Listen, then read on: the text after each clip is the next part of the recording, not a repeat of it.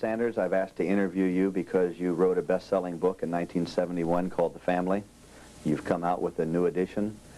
You've added 5 chapters, basically enhancing what was already there. You've come out in paperback, and I want to thank you for this opportunity, but I want to begin by quoting something that you said. Yes. Way back on page 410, your new edition part. You describe some rather bizarre, sadistic that you have of Sharon Tate, of her body. That let the public read it for themselves. I know it's not easy for you to hear that again, but you make a comment. To this day I am horrified when I recall that image. It was then I realized I had to reveal the Manson family as it really was, and to describe the murders in a way that would tell for all time what these people were about. Would you amplify on that a little bit? Well, when you write a book on a crime, a murder, you have to make a basic decision as to how much intimate and even horrifying information you provide to the reader. And I have a double mind about that kind of information and really what effect it has on people. But after... What do you mean I have a double mind? I have a divided mind about it, Okay. in that I'm not... I don't personally like to read that kind of writing. There are a lot of people that do, or a lot of people to whom it's not a problem. But there is a school of thought that says if you print all that violent language, that it does have negative reverberations. I don't know how much, and I've never done any scientific study about it, but I was troubled by the question of how much detail to go into. But when I saw that, I was in a restaurant during the Tate LaBianca murder trial in the summer of 1970, and the person with whom I was having lunch in the Ambassador Hotel, I believe, tossed this photograph across to me, and it was the... Without explanation or reason, he just brought it out. Well, he was a good friend of mine. Put it in front of you. He was a friend of mine, and he could do something like that without me getting upset. Did he do it to shock you? No, he was giving me information. He was a source. It was an official source I had. But it was the most horrifying thing I had ever seen since I saw my mother in the coffin in Missouri in 1957. And then are you saying he was with a law enforcement agency that had access to this? He was with yes, he was he was an official source. You'd rather not identify the source that gave you the photo. Right, I don't want to. But it was horrifying. It was the worst thing I ever saw, so that I had filing cards. I had to cover it up and look at it. In partial. So I didn't want to look at the whole thing. I got about a 2-second glimpse of it as it was, and then I couldn't take any more, so I did it section by section and memorized it. I can see it at will, unfortunately, in my brain anytime I want. To this day, it's and you don't want to? I'm not. I don't want to. No. The Manson family was charged with 9 murders. You've got Gary Hinman, the 5 at the Tate house, Sharon Tate's house. You've got the LaBiancas the following night. You've got Shorty Shea. 9 that they were prosecuted for. The interesting thing is, murder, for example, when the gun jammed on Tex Watson at the killing of Sharon Tate and the others, when he awakened Wojtek Frykowski and Jay Sebring was brought into the living room, when the gun misfired, he had seen that happen before, Tex Watson had. It was not uncommon for that buntline special with a 9-inch barrel to misfire. In fact, didn't Charles Manson point that at a black man, and the black man says, "Who do you think you are?" And then it misfired again, and the black man said, "You can't kill me with that thing," and then it went off and it killed him. Murder was a way of life at the Manson family, is that right? Well, he seriously wounded Bernard Crowe in early July of '69, but he survived. In fact, he still has the bullet in his... Is that right? Yes. Mr. Crowe did, Mr. Crowe did survive. And Manson shot him, I believe, with the same buntline special that was later used in the Polanski Tate residence. And yeah, Manson shot this black dope dealer and then bent over and kissed his feet and said, "I love you, brother," and left, thinking he was dead. Mm-hmm. But he survived. He testified it later at the trial. That's a strange man, Manson. He's one of the stranger. One of the stranger. Did you ever interview Mr. Crow? I did not, but he testified at the trial. Mm-hmm. I recently tried to reach him, but he is still very ambulatory and keeps his mailing addresses hopping along its horse. Last time I heard last year he was in San Diego. You gave some information in your book, The Family, the new 5 chapters, that dispelled the myth and the rumor around Shorty Shea's death.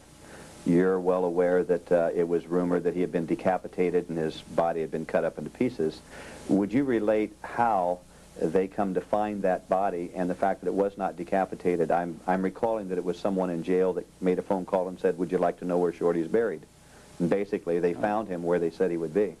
Well, there was this great team of homicide officers for the Los Angeles County Sheriff's Department. There was Sergeant Gleason, Sergeant Whiteley, and Deputy Gunther. And these guys stayed on the these guys stayed on the Shorty Shea case for 7 or 8 years. Very, very unusual for a homicide team just to stay on top of it. Anyway, basically they had a young man named Grogan, who was part of the team that killed this guy. Now, Steve Grogan is Clem.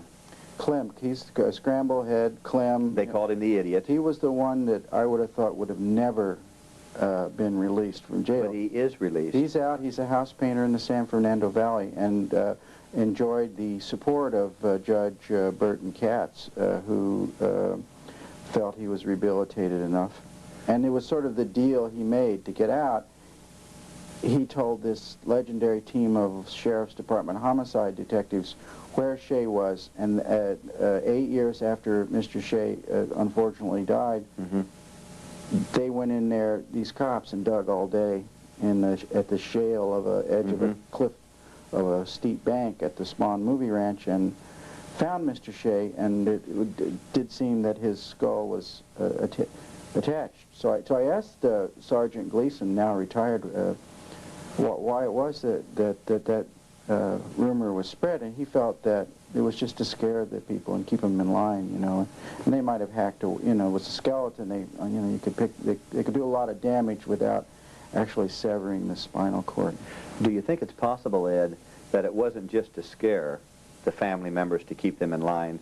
Do you think it's possible that in fact it was someone else who was decapitated, because they talk often about it, and that body's yet to be found? Could be. It's a possibility.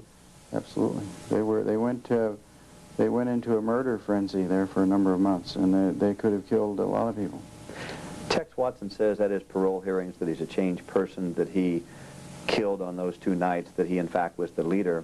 But you're aware, as I am in my research, that at the Barker Ranch, Charles Manson had Tex Watson go up on the roof or some high elevation place and watch the police as they were coming around and snooping at that time, and said kill him. Tex Watson was indeed willing to kill again. Is that true? Well, this was at the end of September 1969. There had been some police officers come to this remote desert ranch, and we are talking remote. We are talking 40 miles from the nearest phone. We are talking 5,000 or 6,000 feet up in the Panamint Mountains above Death Valley. You've been there. Yes, and we are talking rural, remote, vast, you know, out of the way. So these cops were showing up. So Manson assigned Watson to crawl into a kind of a recess in the ceiling of the porch and wait for this guy with the shotgun all night and kill him when they came. And then I think Watson had no qualms about doing that, did he? He did stay up there all night with a shotgun. They did not show up, so the next day he vamoosed. He split and went back to Texas. Or went to Hawaii, surfed a little bit, and then went back to Texas, where he was later arrested. Yeah, you know more than I on that. Basically, he got out of Goler Wash, which was the remote wash where they were. He drove away and fled the scene. But I guess he was, at least for that one night, willing to do it again. Willing to kill for Charlie. You knew a lot of the different family members during the trial, I understand. You interviewed Sandra Good. No, a lot of times, yeah. A lot of times? Well, I went out to the Spahn Ranch, and How well did you know him? First name basis? Well, I was writing for the underground newspaper, the Los Angeles Free Press. I covered the trial. I had an assignment from Esquire magazine and a book contract from Dutton, so I was, but I also had what would be called counterculture credentials. I had a rock band in the 60s. I was quite a wild young man. Kind of a radical rock band, I hear. It was a radical, you could call Real radical. You could call it, it was controversial for its day, although if you go see Rodney Dangerfield, it's very pale compared to Mr. Dangerfield or or other acts. You see, anyway, I don't want to argue about my rock band, but basically I had credentials as a member of the counterculture. So I was sort of, they'd asked me to sing for them, you know, but I never did. But so I had access, let's put it that way, and so I had not known them before they were arrested. But So during the trial, you had access to family members? Yeah, I went out there. I camped out in Death Valley with them. I went out on some of their documentary film stuff they were doing. I had dinner with them. I went out on garbage runs with them. You were a Manson family guru? No, I was not. A follower? No, I was not a follower at all. Just there as a journalist All I was with there credentials? to get information. You know, I was an investigative journalist. I made no deals with anybody. They knew I was writing a book. I wrote a weekly column for the Free Press. And I wanted to give them a fair shake, because it's America. You're presumed innocent until you're found guilty. And I was willing to assume they were innocent and learn that they were guilty. And then I quickly learned that they were more than guilty. Did you find that out while living with the people, while running around garbage runs? I mean, did you come to those conclusions? Well, they like to talk a lot about stabbing, you know, but that was the first clue, when they kept talking about knife wounds and stuff. Who would they be in particular? Well, you know, people in these, there was this, the viewer would know that they stayed at this movie set where they Spahn made, Ranch. called the Spahn Movie Ranch, where they made these grade B westerns. They also made things like Marlboro commercials there. And it was a regular ranch with horses and so forth, cowhands. They lived there. And they continued to live there after Manson and the others were arrested for murder. These other people kept living there. So you'd go visit these people in this very surreal, you'd think you were landing on Mars or something, because it was like a western town from 1880, and there was a jailhouse and a bunkhouse and a saloon, and you would have these communal meals where everybody would sing in this thing called this Longhorn Saloon. So, I mean, it was very surreal. Anyway, I would go there, and what drugs did you observe while you were there? drugs? Drugs. Oh, I don't know. Marijuana? Probably just pot. LSD? No, I never saw any LSD. They did smoke pot. But I thought, but the day I learned that they were really bad news is I camped out in Death Valley, and I slept all night with in a van with Steve Grogan. You slept with Steve Grogan in a van? Well, you know, we were both the idiot, Clem? Well, yeah, I mean, he was this kid, and it was very cold up 5,000 feet. I was dressed just like this, and I was freezing, so I figured, you know, I'm going inside the van. So Clem was in there, and then then I called up Deputy District Attorney Burton Katz the next day to ask him some questions, because I had lines of communication with the prosecutors, and I was getting information from everybody I could. So he said, "You stayed all night in Death Valley with Clem?" That's my reaction. Said, "Don't you know that he chopped off Shorty Shea's head?" And that was believed at the time. And I said, "No." And I said, "Oh, yeah, you know." So I told my wife, you know, and she, So. You believe, having known them, you've certainly laid your credentials down that you knew the family members during the course of the trial. Yes, not before. Only after they were arrested. You believe that there's a possibility, I want to clarify this, that there is a distinct possibility that there may be unsolved murders related to the Manson family that's never been prosecuted. Possibility. Yeah, there are certain strange deaths that... Let's talk about those. Let's say the Zodiac killers. I understand charge cards receipts show that some of the Manson family members were indeed in the Northern California area around San Francisco at that time. You believe that it's possible that the Zodiac could or could not be Well, some of the family? there was this strange killer in San Francisco called Zodiac. Mm-hmm. And he was active from 1963 till I think the late 60s or very early 70s. And there was a high-level investigation by the Inyo County District Attorney's Office and other jurisdictions into the possibility that there might be some connection between some of the Zodiac killings and the Manson group. I don't think they found any connection. I think that the key was that they were killing these people and writing in blood on the wall. And in other words, there was a member of the Manson family, Beausoleil, that killed somebody and wrote in blood on the wall. Then Bobby Beausoleil? Yes, a couple of weeks later, there were these. He was arrested, and one of the strands of the Tate LaBianca murders was that they wrote in blood on the wall to do a copycat thing to make the police believe they had gotten the wrong person. Well, a few months later, there was a murder in San Francisco done by a Satanist named Stanley Baker that they wrote in blood on the wall, and they tried to blame it on Zodiac. They had the words written. It was this famous, well-known San Francisco craftsman named, well, it doesn't matter what his name is, but anyway, he was a craftsman. He died, and they wrote in blood on the wall, Satan saves, and then Zodiac, and the Zodiac symbol, which was a circle with the crosshairs. And I always wondered, if, since it was later shown that it was a Satanist who was connected to a cult near Monterey, that might have been also a copycat thing to throw the trail off. That's the only real Zodiac connection I could think of, but it was not a Zodiac murder. And I interviewed Frank Fowles, the Inyo County District Attorney, and he did not, they apparently did not find any provable connection between this guy Zodiac and any member of the Manson family. But there are other killings which I could briefly expound on it. That Before you go to that, let me ask you this. This is a quote in Helter Skelter. Sure. So many of my friends are getting knocked off for reasons I don't even know about. That's a quote from a family member. Murder was common. There was a person that was related to Sandra Good, her husband. He was murdered in London. He may have been murdered. May have been murdered. Yeah. What were the circumstances, as you best recall, on that London death? They said it was suicide. Murder was ruled out, and he was the husband of Sandra Good, but wasn't there some other people in that community at that time, such as Bruce Davis?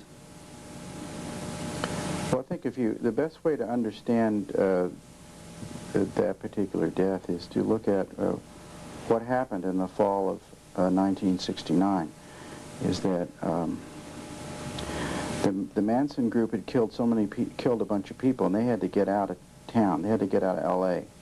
They moved to Death Valley again, where they had previously lived, and they set up this end-of-the-world Armageddon group roaming around Death Valley in dune buggies and handing out pot to the kids in Death Valley, which was their terrible mistake because, that's a very conservative area. Anyway, they were up there, and then they got arrested for stealing.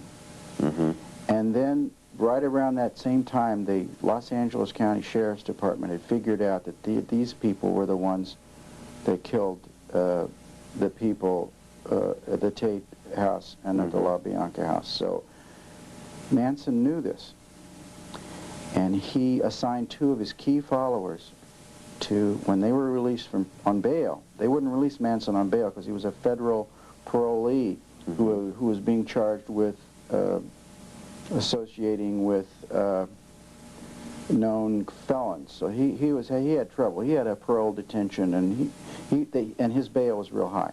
So he was in. His followers were out. He assigned them to be his eyes and to squash any data about the crimes.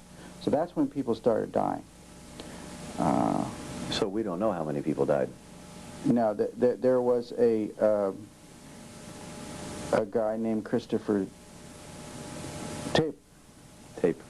Why don't we just hold on that question, we'll change tape.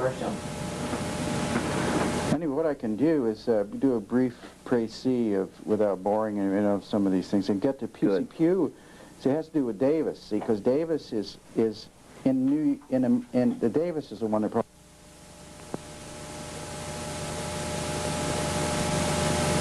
Suppressor on. It probably won't make a lot of difference, but Okay. it does outside. It's incredible. Okay, and I know you'll never get it back the same, but it doesn't matter.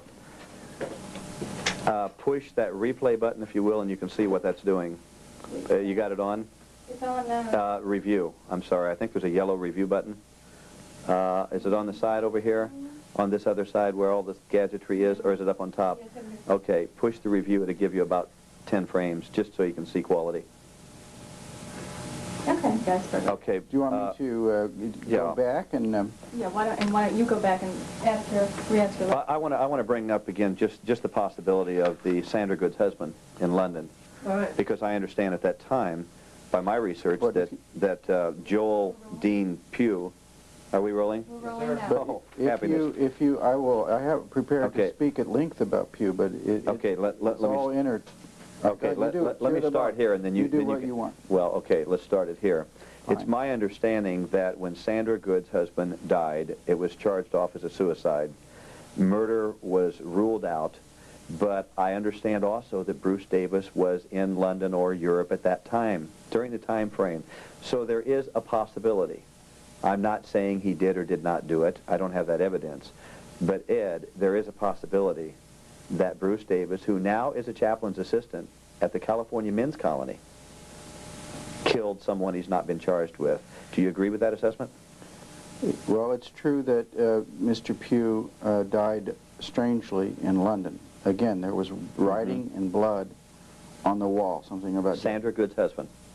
Yes. And she's on she parole. used the name Sandra Pugh. Mhm. So this guy named Joel Pugh, who had been peripherally involved with the family, had moved to London in the fall of '69, Mm-hmm. had checked into this hotel, Mm-hmm. and Bruce Davis, after he was released from jail in Death Valley, spent a few weeks in Los Angeles. Mm-hmm. In Then- the sewers? No, Living that in was the later. sewer? But he did later live in the Later sewers. lived in the sewers, but then he was hanging out in L.A., and there was at least 2 strange deaths in L.A. at the same time. At the time that he was hanging And out then in L.A.? he was, according to the State Department report to the Sheriff's Office, he went to London and was in England at the time that Pugh allegedly killed himself, although there was writing in blood on the wall of this hotel, which It's a little was strange for a suicide victim, isn't it? strange. It does happen, rarely happens, but given the pattern of deaths where writing was done on the wall, and the fact that Pugh had been associated with the family, leads one to be very suspicious that it was not a warning sign, because they later found a letter in a motel room in Death Valley from a family member that said, to words to the effect, I wouldn't want what happened to Joel Pugh to happen to me. Yes. I was going to read that to you. Oh, excuse me. No, no problem. I'm glad you brought it up. Yeah. But that was true, that was written in a hotel room. So there was the implication that very possibly there was foul play there. Yes, and there were a pattern of violence. Manson suffered episodic aggression and outbursts of anger and rage all through his freedom. You know, he was released from jail in early '67.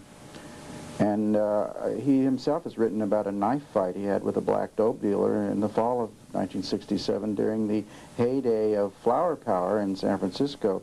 And he apparently slashed the ear of this black dope dealer. And it reminds one of what they did to Mr. Hinman 2 years later. And there was a murdered big-time LSD dealer in San Francisco who was dismembered named Super Spade.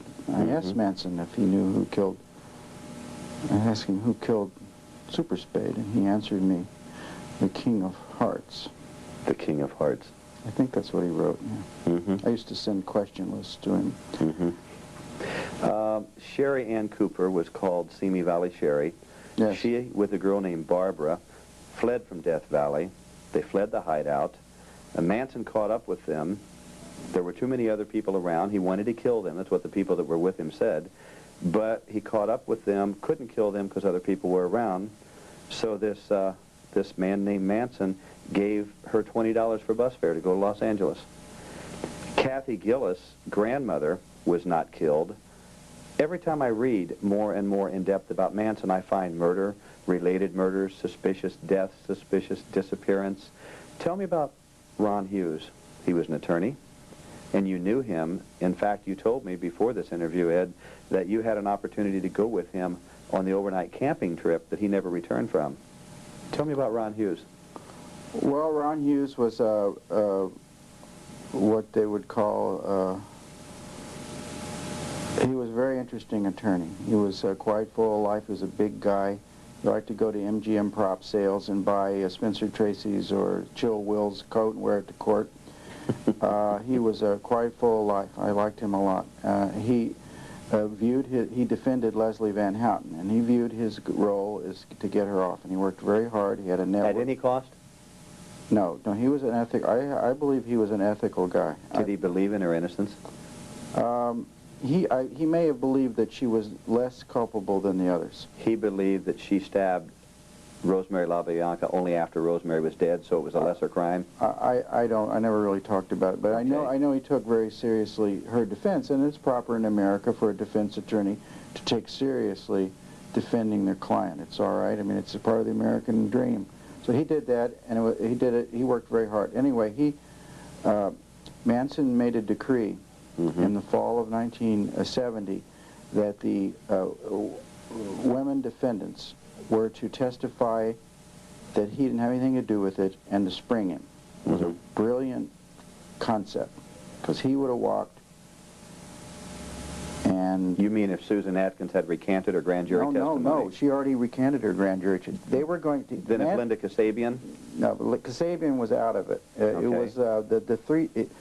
Linda, Patricia Krenwinkel, right. Leslie Van Houten, and Susan Atkins were instructed by Manson to testify that they did it, he didn't order it, right. He didn't have anything to do with it. And to their credit, the defense attorneys, all the defense attorneys refused to go along with that. And there were all these very heated sessions in the jail with Manson, where Manson started threatening to kill or threatening violence. To whom? Against the defense attorneys. All of them? Yes. They would, the Manson people would come up to these attorneys and say, we're going to slit your throat, or they would threaten them. These peaceful children that were outside on the ground sitting there? They were partly flower children and partly knife children. You know, it was a very weird mix. Anyway, so they were threatening these attorneys, and so Hughes wanted to go to this remote place to prepare the defense. See, the prosecution had rested. There were all these meetings where that Manson had the scheme to get off, and the defense attorney said, "No way, Jose, we're not going to go along with it. They're officers of the court. I mean, they can't just take some weird instructions from a murderer." So they refused. Alleged murderer? Yeah, they refused to do it. You know, well, they knew what Manson was. You know, by then. You know, I mean, you know, there's no. So anyway, what happened is Hughes took all his legal papers up to this real wild area called Sespe Hot Springs. I was his friend. He left a message for me at one of the bistros that we used to hang out at, the Figaro, I believe, in Los Angeles, and said, "Why don't you come with me?" And I had flown out from New York to do research, and I got the message too late, and I probably wouldn't have gone anyway, but he invited me. And that was the weekend he died. What happened was that there was Sespe Hot Springs is in a gorge, Sespe Gorge, and it floods, has flash floods, and there was this enormous flash flood and there were other campers stranded. So finally this flood came, and there was a bunch of campers, including Hughes, stranded. Hughes was had his automobile down at the bottom of the hill, and he had to cross a rapidly rising creek. The question is, was he killed or did he wash away? Basically, he was seen going back to his car to get more of the legal papers and bring them back to this tent where these people were holed up during this flood, he did not return. And when we went to his house after he disappeared, he didn't find his body for 5, 6, 7 months. We went to his house. We did find threats, you know. You told me you have a copy of his diary. I have an example of his diary. Anything interesting in that? Nothing in it other than, you know, Manson threatening to, threatening. Manson's whole thing was threatening, so there was quite a bit of threat. Not quite a bit, but some threats, some threatening language and so forth. So, anyway, but the only anomaly in the death of Hughes, I think I personally believe that he very likely washed away. But the anomaly that I've never been able to understand is that down in the woods, off to the side, they found a postcard addressed to Sharon Tate from something called Bam and Papa or something. I think it's Bam and Papa. And it was an American Indian postcard to Sharon Tate, and it wasn't apparently water damaged. The Ventura County Sheriff's Department found it a few days later. I could never quite. That's the only thing I could never quite figure out, because I went up there because he was a friend of mine and I liked him. And so I went right up there, and this place was totally flooded, totally washed out. The road was gone. You had to go in on a four-wheel drive car or a helicopter, and it was really washed out. So it is conceived, and there have been instances where Boy Scouts have washed all the way to the Pacific Ocean. So it is theoretically possible that he was murdered. But my view, maybe not your view, but that he probably died an unnatural. Well, Ed, they found him months later, wedged under a boulder, miles down. Let's say that it was fortuitous for a flash flood to come through there if he were murdered. It was great for the murderer. Boy, it was like... But what about the threat that Manson gave him in the courtroom that Stephen Kay, the deputy DA, has talked to me about, where Manson pointed his finger at him on a Friday, if I'm not mistaken, and he said, "I don't ever want to see you in this courtroom again." And hey, guess what? He wasn't. Isn't that a little strange? And then a postcard downstream that it's not water damage, but there's a major flood. And this guy isn't just found downstream somewhere. He is wedged. Very interesting. Yeah, it is. Would you entertain that foul play was possible in that regard? I certainly would entertain it. Tell me about some of the cases that I may not be familiar with that you may suspect there could have been foul play. And to begin with, anything you know about Marina Hobby. The young girl, what, December 30th, 1968, up on Mulholland Drive? Right. Well, the way I would judge, there were a lot of killings, unfortunately, that summer of '69 in the state of California that were of young people, mainly young girls, not all of which could be any way connected to the Manson group. But my rule of thumb was, when I was investigating this, was if the police and the homicide officers were interested in the case and were still thinking about it, then I felt that it was a case, and if they were thinking about it in terms of the Manson family, then it was worth digging in a little bit. And that seemed to be the case for a number of incidents of murder where they were looking to possibly to connect Manson. There was the first set of murders were in October of 1968 in Mendocino County. A woman, 8 months pregnant, and an older woman, one woman, Clyda Delaney and Nancy Warren, who lived on Route 101 south of Ukiah in Mendocino County, north of San Francisco. They were murdered, strangled by a type of strangulation device, a granny knot. I guess it's the type, if you move it tightens. I don't know. Thongs. Thongs were used like they used on the La Bianca, and I was told that by a police officer that two of the Manson family members were in town that day for a court hearing. They had gotten arrested up there.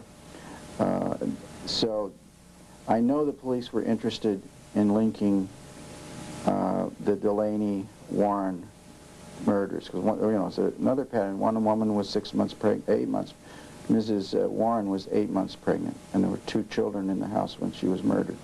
So that was one, but there was never any resolution made to the case. Let me ask a side note. There was a car used in the Tate La Bianca murders that was used because they said no other cars were running.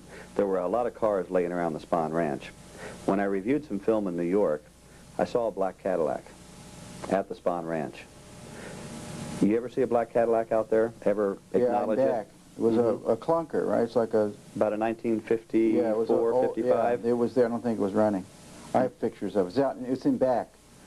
I couldn't tell, but it was police investigation photos. I have a photo. I think it was in back.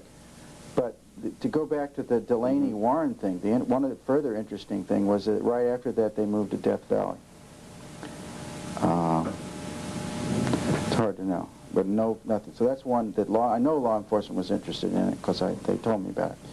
The next, so that was in October. In December of 68. October 68. 68, and then in December of 68, a 17-year-old college student named Marina Habe, whose mother was Eloise Hart.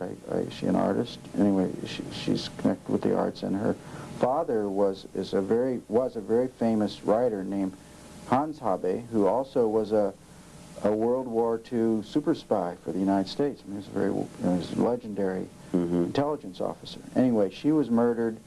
She was out partying with a boyfriend, and they came home late at night alone and about 3:30 in the morning. 3:30 in the morning in the Hollywood Hills. Was kidnapped. Her mother heard something, and she was deposited horribly killed on Mulholland Drive. And I kept hearing, when I did interviews, I had heard some rumor that she was connected with, or had spent some time at the Spahn Ranch, knew some of the family. I couldn't really dig much more up than just the speculation, people that I would interview about her. And then I know the police were interested in the case, and but Manson apparently had an alibi. It was enough of a serious case that they checked alibis, and apparently Manson, she disappeared on the 29th of December 68 or something like that. December 30th, 1968. No, she disappeared on the 29th, and she was found on the 31st. Okay. Manson had an alibi on her disappearance day. I think he came down from Death Valley to go to a party on New Year's Eve or something like that. He was in town, but not the day she disappeared, or so his alibi said. You know, who knows? So he had collaboration. He had enough of an alibi they didn't charge him. So that's December of 68. The next strange death is... well, the following year, they had a girl found up there in the same place that Marina Habe was found. Isn't that correct? I'll go into that. Yeah, I just want to get it chronological. Okay. We're going to change. Okay. I might as well I'll never do this again, you know. It's like this horrible recounting of... Estimate your time to do that, maybe 18 minutes, maybe 15 minutes to go through. I can go through these things in 10 minutes. Okay, let's do that. Let's go through that. I'll pretty well let you do it. I only have one that you don't know about. Let's go through those 10, and then I want to... We're saying, oh, we're all going to die, you know, and she was worried about being a weak link. I thought, well, why are these people worried about being a weak link? You know, Sandra Good was saying, you know, you can't be a weak link. I don't want to be thought of as a weak link. And I thought, who is this girl worried about being a weak link? Yeah. You know? So I just want to check. And then she talked about her husband, Pugh. That's it. First time I met him. You know, Bye. And we have speed anytime. Okay, so we have December 29th, 68, the 17-year-old Marina Habe, who was brutally killed, and then there was some police speculation and investigation of the Manson group. Nothing ever turned up. We go now to July 20th, 1969. You want me to take my glasses? I'll blur it out. Just go back to Marina as you did, because just as if we just didn't do this segment. Okay, anytime. Okay, so we have spoken of the 17-year-old Marina Habe, who on December 29th, 1968 was kidnapped and extremely brutally murdered and put on a remote site in Mulholland Drive, which other bodies were deposited over the years. And then we go with respect to possible Manson family involvement. Stop the tape a second. What's the deal? Dangerous. I'm not afraid of these geeks, you know. Okay. We'll do, Mr. Sanders, if you don't mind, we'll just start over again, just so you can cut it and... Okay. Is that all right? 'Cause we Just only just got mention a couple seconds. just mention Marina Hobby, and then I want to ask you about Satanism. Okay. We're rolling? Yes. Go ahead. Well, we have spoken about the 17-year-old Marina Habe, who was kidnapped on December 29th, 1968, and very brutally murdered and deposited in a rural ravine area on Mulholland Drive, which is sort of goes along the mountain ridge of the of the Hollywood Hills, out toward this the Pacific Ocean. She had been tethered about the neck, was stabbed about the neck. The pumping of the stomach showed that she only had vegetables in her, which was interesting because the Manson family, I understand, were vegetarians. Well, a lot of speculation. You know, but you can't. A lot of vegetarians in Los Angeles, even in 1968. Let me ask you can't this. blame. No, as a card-carrying vegetarian, you can't blame vegetarianism. Interesting term in spite there, of Hitler. card-carrying. Hitler. Well, you know, I mean, I do it Yeah. satirically. I'm a vegetarian, and I can't believe that the vegetarianism has anything to do with the impulsivity to violence. In fact, you can Oh, no, I wasn't saying the impulsivity. I was saying the relation that if they were vegetarians and if they kidnapped her or did foul play to her Right. and all she had in her stomach was vegetarian food, that would be the likelihood that they fed her because, if I'm not mistaken, she was alive 2.5 days after she'd been kidnapped when they found her. Let me ask you about Satanism. Is it possible that Satanism, you know, was involved at that time period with any of these crimes? What do you think? Well, I think it's clear that by this time that Manson's group had come into contact with satanic groups, and More than Church of Scientology, and more than the Process Church. and I believe that they were tinged negatively by these groups. So it's possible. But there is no shred of information that I ever heard that links Marina Habe with Satanism, or her death with Satanism. And she was just a college kid home from the University of Hawaii for Christmas vacation and seeing her mother. However, you know, I mean, there was that part of L.A. that there were, I guess, there were people that had places. And I think out on Mulholland there was this group called Satan's Slaves had a place out there on Mulholland, a little further out on Mulholland than where Marina Habe was found, however. I've been told by an investigator, who you also know, that I'll leave anonymous, that her car was parked in such a way that she could not have put the emergency brake on and parked it by herself that way or had the strength to do it, that she was kidnapped from that driveway. The mother was asleep on the couch, and about 3:30 in the morning, heard a car and then didn't hear anyone, you know, trying to open the front door, and then got up and saw one single person going around and slapping the car and getting in and taking off. And it's kind of interesting about the police speculation there about why the car was parked there or whatever. Do you have any knowledge of any of that? I don't have any. See, I didn't really investigate this, but this is a 22-year-old case, and they weren't able to solve it then, and it's going to be very absent a confession or an collaborating insider, information. And it's really not in the interest of any of these killers to admit anything more. Do you know why? I know why, because they'll never get out. No, they would face the death penalty again. An unsolved murder, wouldn't they? On an untried murder with no statute of limitations? Yeah, that's the point. I really don't know.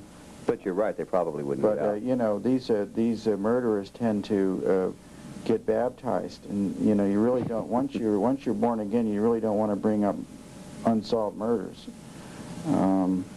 So it's unlikely that any of these murders, I mean, I'm just talking about, the reason I'm saying these things is that you're raising the question, were there crimes that the police were interested in getting more information about and thought might be solved? And I know from my investigation where I worked with the police and did a lot of research that the police were interested in these cases that I'm speaking of. The next one is when the Manson family moved back to the Spahn Ranch in 1969, there was this kid, 16-year-old kid named Mark Walt, who lived there. And he was found all run over and like as if somebody back and forth crossed him a few times in Topanga Canyon.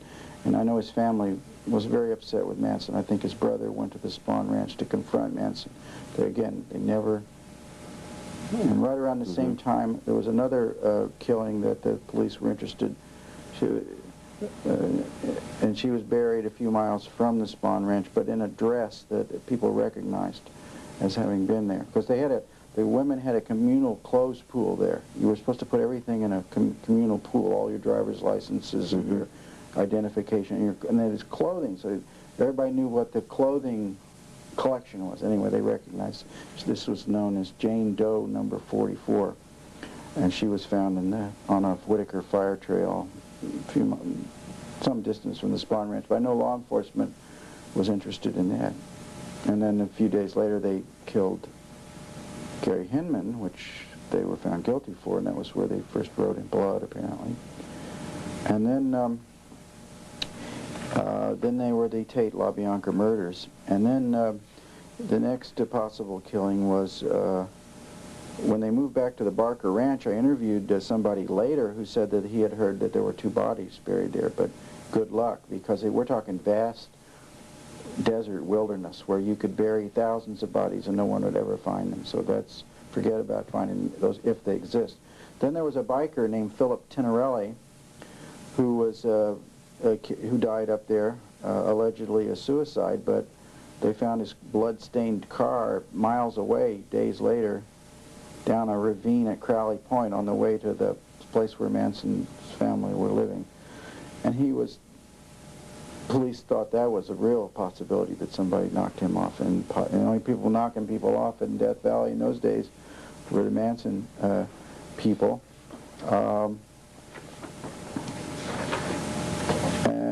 And then they were all arrested, as I mentioned in an earlier segment. I mentioned that they were arrested for conducting an auto theft ring.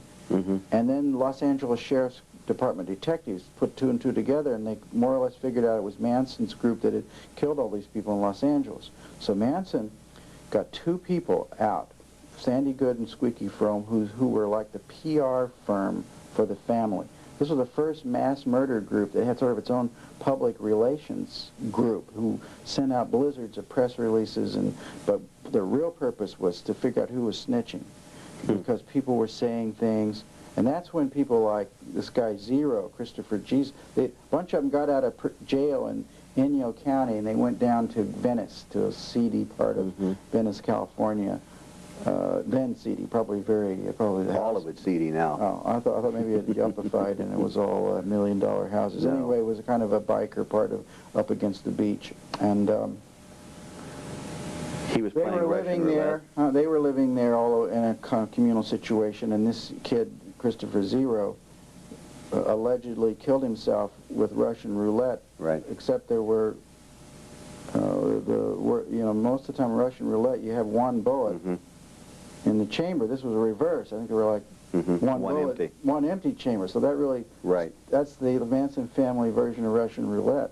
And apparently, he might have been bumped off. I interviewed the young woman who held him while he lay dying. It was one of the more disgusting interviews I ever did, but she described it gurgle by gurgle, and and he might have, there was, apparently it was, they were making out. I think they were making out, and somebody probably bumped him off. That I would suspect was a murder, because another member of the family told me, they were worried about his being a weak link. Because none of them wanted to be known as, the worst thing in the Manson group was to be thought of a weak link.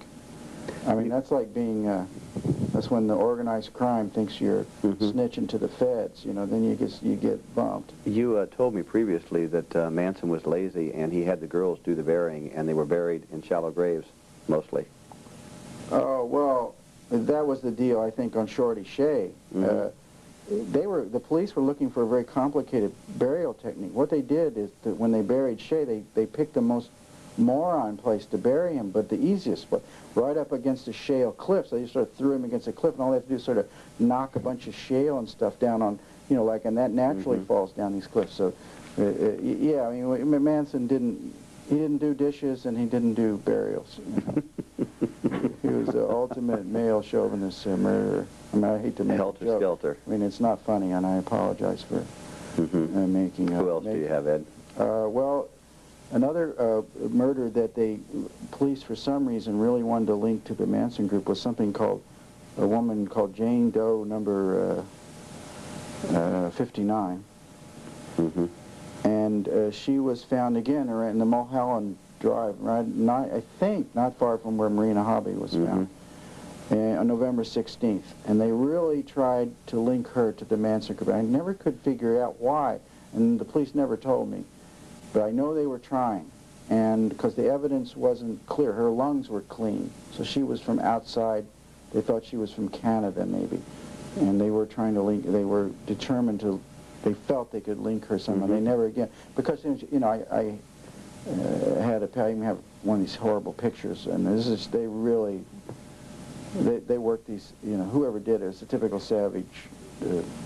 But the most savage murder of all was, and the one the most likely somehow connected to the Manson group, are the two kids connected with the Scientology group on November 21st, 1969. This is Doreen Gall and James Sharp. They were living in a communal house filled up with people studying Scientology. And I was told by law enforcement that Doreen Gall knew Bruce Davis, and he might, and may have even dated him.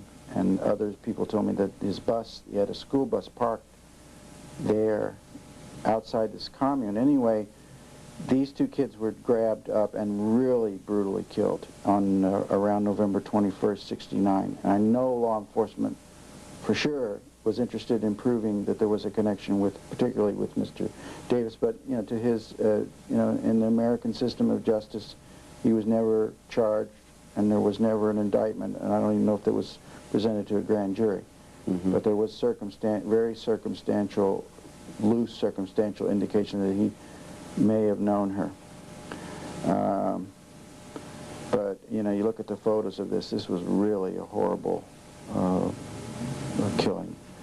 So, worse than the photos you described of Sharon Tate? No, but it was, they're not, they're extremely unpleasant to look at.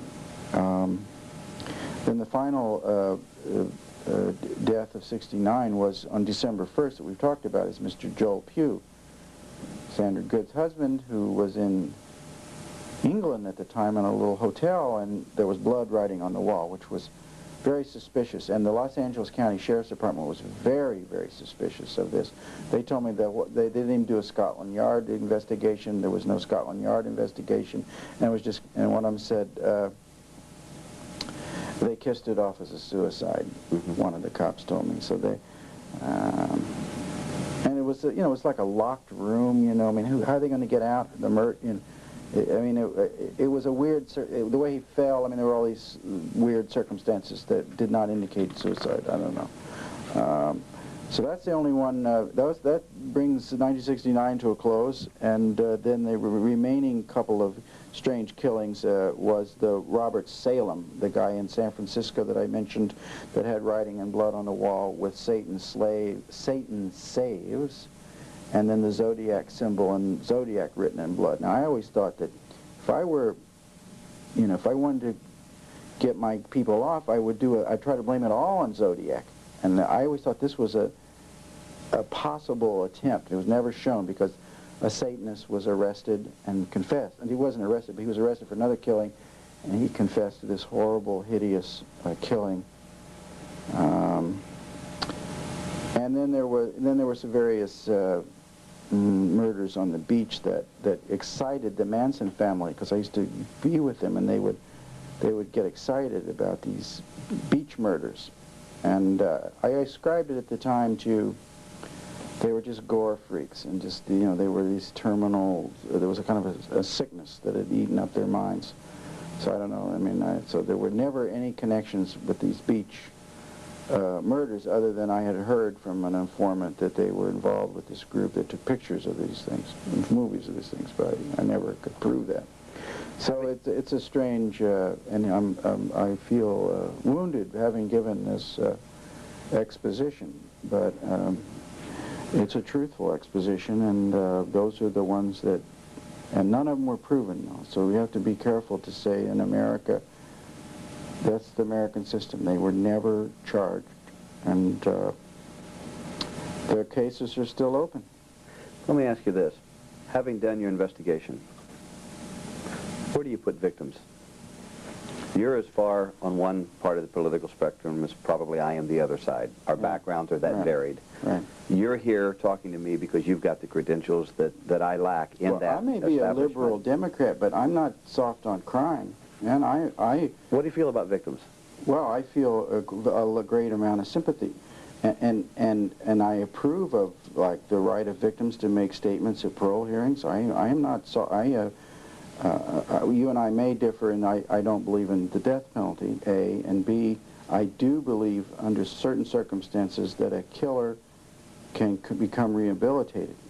See, these killers will probably never get out, but there's lots of killers that walk out all the time from every state. Do you agree with that? Well, assuming they're rehabilitated? I believe in human salvation. I believe it is possible to salvage a life in the course of a lifetime. So I think it's possible to kill somebody. However, I think there are certain types of killings. I think there should be like a scientific tabulation of degree of killing. And when they get too freaky, too weird, too repetitive, and that shows either genetic or such damage to the person that they are serial killers or show impulsivity to violence, then they lock them and they're in. I believe in life imprisonment without any chance of letting them out under certain guidelines. But I do believe that it is possible to kill somebody. For instance, abused women in New York State who have very abusive husbands are tossed in the clink all the time. I think there are a number of those women that should be out, but they have killed somebody. But it's in New York State, the judges sometimes send these women to prison when I don't think they should go to prison because they're abused. Rabbit. Doris, I'm going to have you talk with him just briefly about in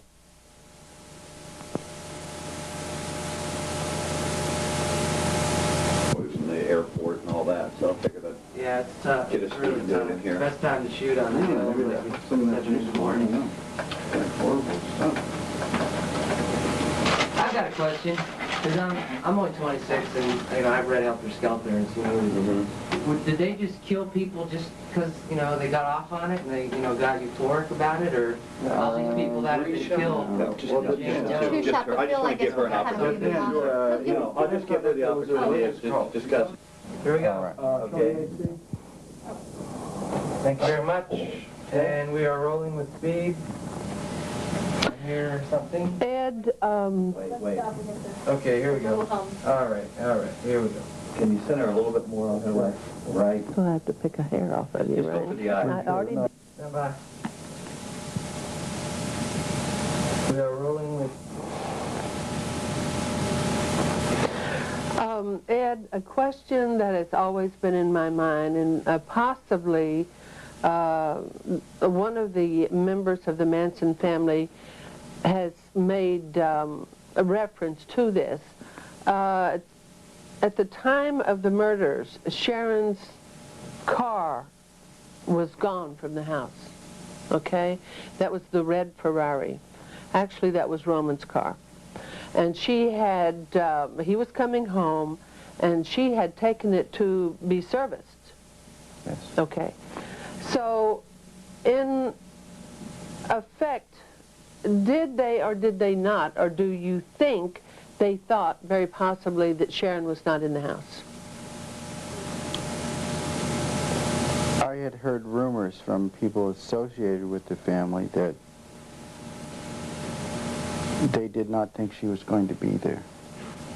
And I couldn't really ever flesh it out much more than that, other than they were, for a while, confounded by the fact she was there. That's what I'd heard. But that did not come up in any of the trial testimony. Of course, there wasn't any testimony from them during the trial about the actual events. But it is true that the red Ferrari was in the being serviced, or there'd been a little fender bender or something that was in the repair shop. And I guess the speculation would be that they saw the car gone and would have thought, therefore, she was to be gone. And I know that she was going to spend the night with whom? Sheila Wells. Sharon was definitely supposed to spend the night with Sheila Wells, her friend, and then somehow wasn't feeling well and called it off or wanted to rest. But who would have given them the information that the car was gone? Well, I never saw any reference to it in all the voluminous police reports, and nobody ever told me, unless it was the caretaker or unless it was somebody who called in, or somebody that knew Sharon and that a member of the family could call. I mean, it was Hollywood in 1969. It wasn't so. It was more relaxed then, and people knew. You know, I mean, there were circles, and maybe there was somebody they could call to find out that information. Well, I don't know. You know what? I'm sorry. Go ahead. No, just one final point is that I don't believe there was any toll call from the Spawn Ranch to Roman and Sharon's house, because I saw photocopies. Well, and Bugliosi in his book says that in August, anyway, there's 1 month it's missing. I can't remember which month, but I believe in August, before the killings, the day of the killings, there were no phone messages from Spawn Ranch to that number, or numbers. They had, what, 2 numbers? Anyway, they weren't any calls, because it was a toll call, and it would have been registered with the phone company. Well, what has always gone through my mind is how it was possible for that caretaker not to have heard the screams. I know. Well, he had smoked pot, and he stayed up late listening to music, he said. He did say in his lie detector test that he might have gone out and back. There was an area in back, there was a wooded, up a hill that went up to that road up the hill. There was another road up there, and he might have run out there. And there was another path to get the heck out of there, around the front, kind of a recessed walkway. I mean, look, he might have heard things that says, I'm out of here. He might have run out and forgotten it. But he didn't say that in the trial. No, he didn't. They didn't ask him that.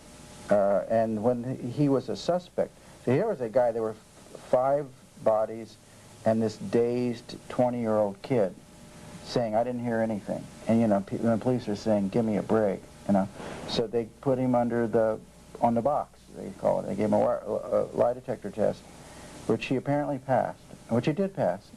And they did, they asked him, did you go out of the house during the night? And he did say, I have the polygraph examination transcript. And he said he went out, he might have gone out and back. Yeah, it kind of boggles the mind, because first of all, that canyon, it's like you yell in a canyon. Echoes. You can hear things. On the other hand, it's a guest cottage, and his bedroom might have had a little more soundproofing. However, Patricia Krenwinkel says that to this day that she went in there, opened the door, looked, checked it, nobody there. And it's a little guest cottage. We're not talking about a big place. It's 2 or 3 room. So and dead silence. Yeah, and if you're checking a guest cottage and your goal is to kill everybody, you're going to look in every room, the bathroom, upstairs, wherever. And he wasn't there, according to her. And she's the best witness because she's the one that did the killing. The other thing that enters into my mind is supposedly they loved children, and yet we know that now, or we surmise that they very possibly could have killed a woman 8 months pregnant and was convicted of killing Sharon 8.5 months pregnant. Why, if they loved babies so much, why didn't they take the children out of the stomach? Do you have any idea? Did they comment about this? Mrs. Tate, it's very difficult for me to just talk about that with you, It's because okay. You're the mother of Sharon Tate. There's nothing that you could say that I haven't already thought about. And it's very painful for me to even think about this, because, 20 years have gone by for me, too, and it was a very difficult time for me to write that book and to think about what. But what did... Well, Susan Atkins speculated about taking out the baby, and she decided not to. That's what I heard. How about the other woman that was 8 months?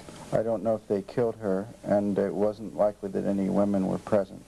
It was likely, since there were thongs tied, it was probably a robbery, probably 1 or 2 guys. There were things missing. It was an antique store, and, you know, it was probably some couple of geeks, you know, a couple of guys who did it. And, so I don't know the answer. You know, I think the best possible, it would be nice so that you could know the whole story for them to just come out and tell everything, but it's not in their interest to do that, because they don't want, they want, it's in their interest in terms of getting free to have nothing more come out. So it's not likely that if they know anything, they will tell you. If in fact these were satanic rituals, do you know in fact that some of the satanic rituals are baby parts are used? I don't know. I've heard that, but they did not. I've never heard any that the Manson family did that. In all the even speculation from law enforcement or anything, I never heard that. Although I have read articles that they do that, and it's very hard for me to think about this. But I believe they didn't think she was going to be there. You know, well, I wonder, but what made me want to ask that question was simply if they had murdered one woman, very possibly, that was 8 months pregnant and didn't mind murdering her, and yet they say they are so children thoughtful, you know. Look, you understand, they tried to blame this all on the Black Panthers. So these are really crazy people. And they viewed it as war, you know, they viewed it as a form of war, and it goes to point out when you so dehumanize somebody that you don't even know that they're alive, you know, and these people were so robotized. Do you think it's possible they're still robotized today? It's possible. You know, I have a lot of suspicions of the continuing mindset of people who would do that kind of crime. I work very hard to keep these people in prison.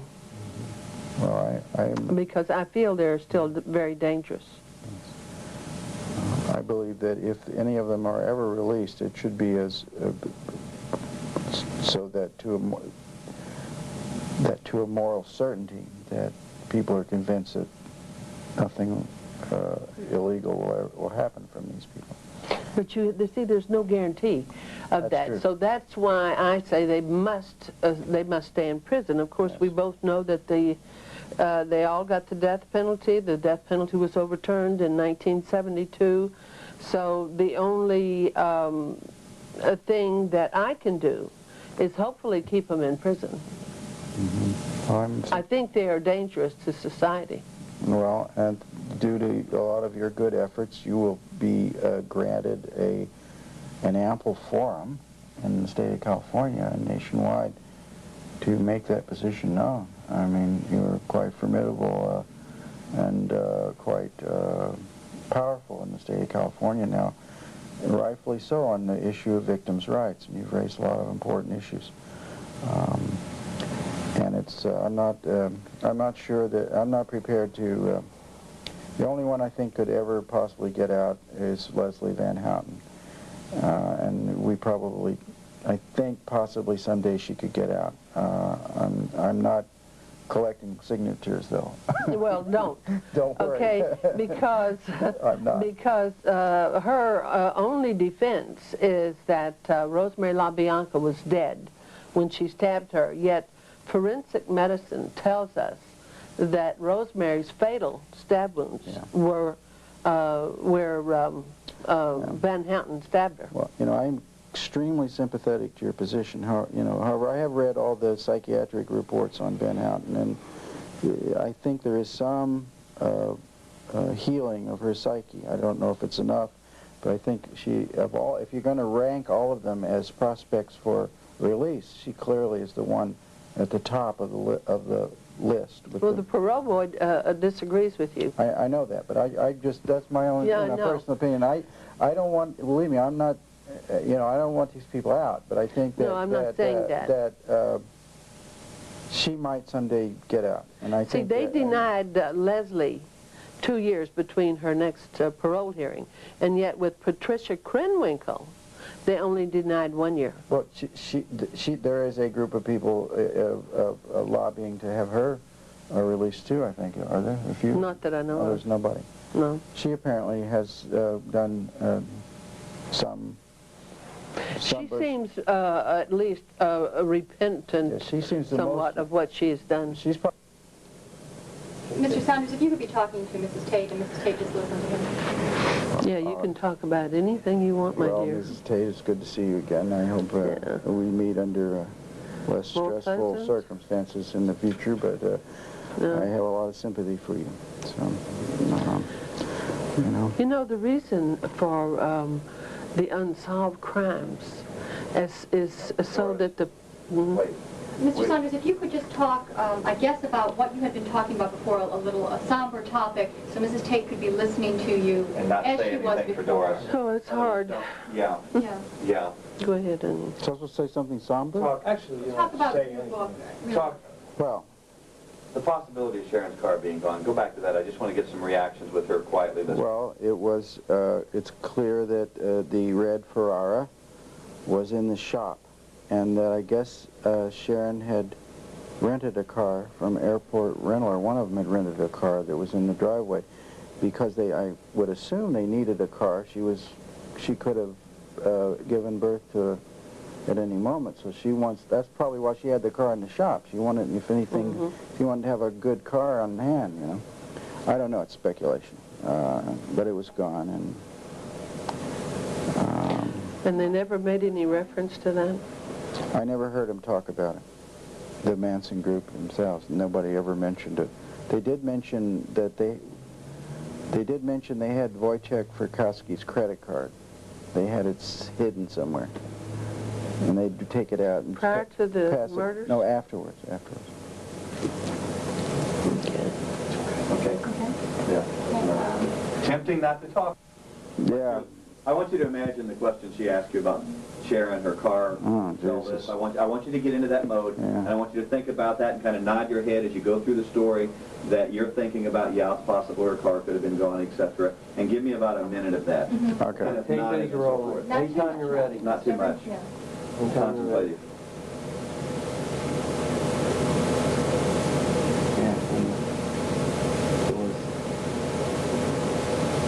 Too heavy for me. Can't talk, you gotta nod. Just, was there foul play with the car? The Ferrari was red in color. You don't have to nod that continuously. Yeah. Just listening attentively. And, too bad you don't have more time. You get to Washington, D.C. Nice time. Hope Josh here. Hopefully, I'll have a country to get back to. If you want to, I don't know if you used your hands to your... Oy vey, oy vey. Oh, yeah, you would know what drumline means, that's right.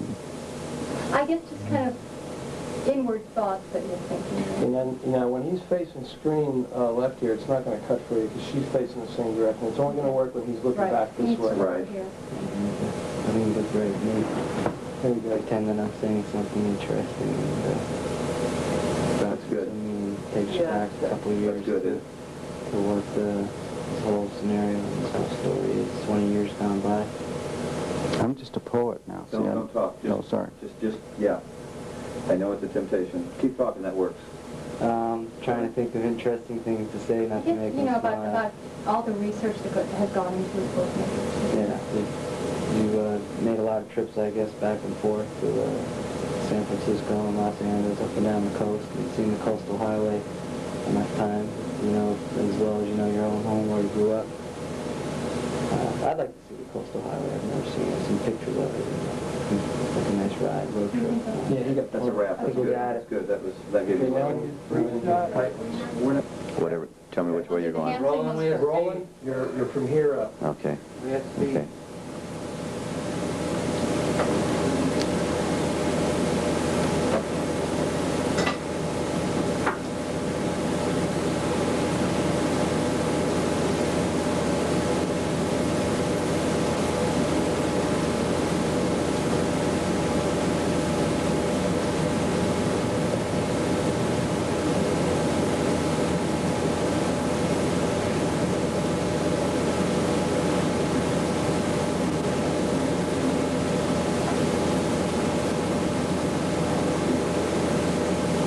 Just come in full on the face for just enough for a cutaway.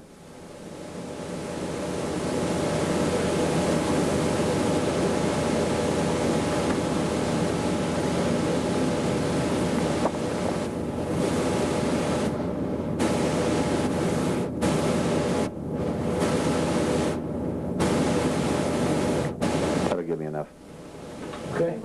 Do you want a little bit where he pulls back so you see that? Yeah, I think you should just, can you pull back to get the back of the head? No, you're going to get everything. Don't do it. It's okay. You sure? Well, You okay? Or well, you're going to get everything in the room that way, aren't we you? can move it. No. Do you want at least one of these? It's kind of a weird shot because the angle is so wide. Look how tiny you are in the frame. I mean, Yeah. it's... I don't think I'm going to need that for what I'm doing. Okay. I just don't think I'm going to do it. Okay. Not going to need Get it. back another 10.